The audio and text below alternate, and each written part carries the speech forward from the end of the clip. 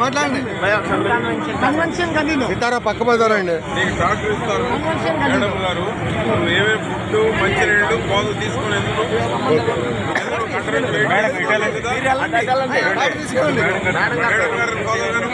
Food తీసుకొస్తానండి food అక్కడ పెట్టా తీసుకొని అక్కడ పోయి ఫుడ్ ఎక్కించుకో మంచినీళ్ళు మీద కూడా ఎక్కించుకో ఇక ఆ ఏరియా గడకూడదు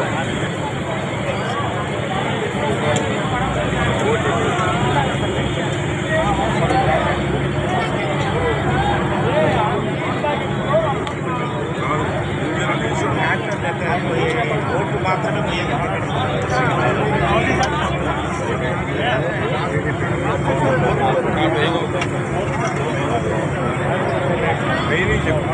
దాంట్లో మీరు స్ట్రీట్ డివైడ్ చేస్తారు థ్యాంక్స్ అండి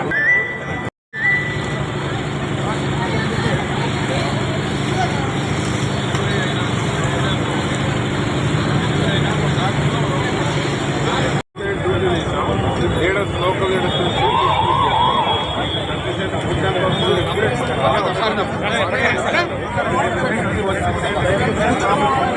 లీడర్స్ ఆదా చేసి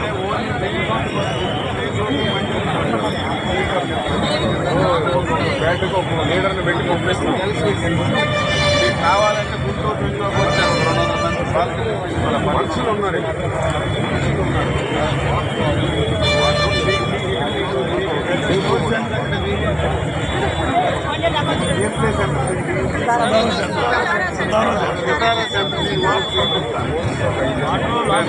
నారాయణ గారు నరసింహన్న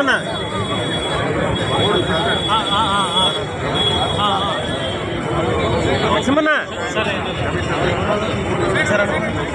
నరసింహన్న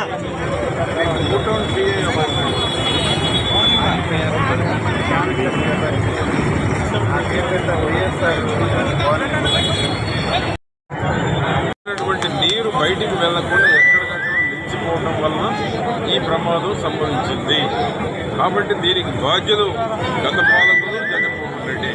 ఈ రోజు వచ్చి ప్రభుత్వం మీద బురదల్లాలనేటువంటి ఉద్దేశంతో హడావుడిగా బెంగళూరు నుంచి వచ్చి రెడ్ కార్పెట్ గ్రీన్ కార్పెట్లో తిరిగినా నిన్న ఫస్ట్ టైం నీళ్లలో దిగాడు.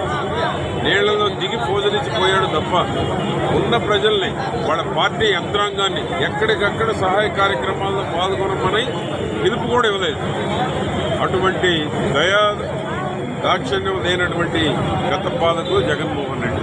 ఈరోజు చంద్రబాబు నాయుడు గారు ముఖ్యమంత్రి గత 3 రోజుల నుంచి కలెక్టరేట్లోనే ఉండి నిద్రాహారాలు మానేసి ఏ విధంగా బాధితులను వరద ముంపులో గురైనటువంటి వారిని ఆదుకోవాలి, వారికి ఫుడ్ కానీ టిఫిన్ కానీ మంచినీళ్ళు కానీ పాలు కానీ మెడిసిన్స్ కానీ ఏ విధంగా పంపించాలనేటువంటి దాంట్లో అధికార యంత్రాంగాన్ని మొత్తాన్ని నేను ఫీల్డ్లో ఉంటే అధికార యంత్రాంగం కూడా ఇంకా ఎక్కువ కష్టపడతారు అనేటువంటి ఒక మంచి ఆలోచనతోటి 74-75 ఏళ్ల వయసులో ఇంటికి కూడా పోకుండా ఇక్కడ ఉంటే దానికి కూడా ఇల్లు మునిగిపోయింది. తప్పుడు ప్రచారం చేయడానికి వచ్చాడు తప్ప జగన్మోహన్ రెడ్డి వరద బాధితులను ఆదుకోవాలను వరద బాధితుల మీద ప్రేమతోటి ఆయన వచ్చినటువంటిది ఎక్కడ కనపడటం లేదు.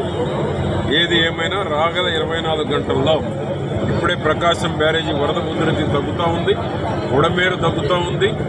ఏది ఏమైనా 24 గంటల్లో దీన్ని రెస్టోర్ చేసి గత 2 రోజుల నుంచి నీటిలో ఉన్నటువంటి వారు కావచ్చు, నీట మునిగిన ఇళ్లలో ఉన్నటువంటి ప్రజలు కావచ్చు, ముంపు గురైనటువంటి విజయవాడ వాసులు కావచ్చు, అందరికీ కూడా ఈరోజు ఫుడ్ మంచినీళ్లు పాలు మెడిసిన్స్ ఇతర ఏ సౌకర్యాలు అయితే ఉన్నాయో అన్నీ కూడా అందించి రాష్ట్ర స్థాయి అధికారులు మొత్తం మంత్రులు ఎమ్మెల్యేలు అందరూ కూడా డివిజన్ల వారీగా వచ్చి షేర్ చేసుకోవడం జరిగింది.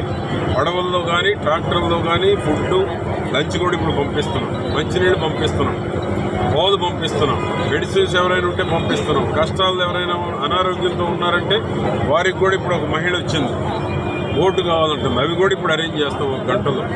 ఆ విధంగా ఈ 24 గంటల లోపు నార్మల్ స్థితికి వచ్చేంత వరకు ఈ యొక్క యంత్రాంగం మొత్తం బాధితుల పక్షాన ఎవరైతే కష్టాల్లో ఉన్న ప్రజల్ని ఆదుకోవడమే లక్ష్యంగా చంద్రబాబు గారి కూటమి ప్రభుత్వం పనిచేయటం జరుగుతుంది.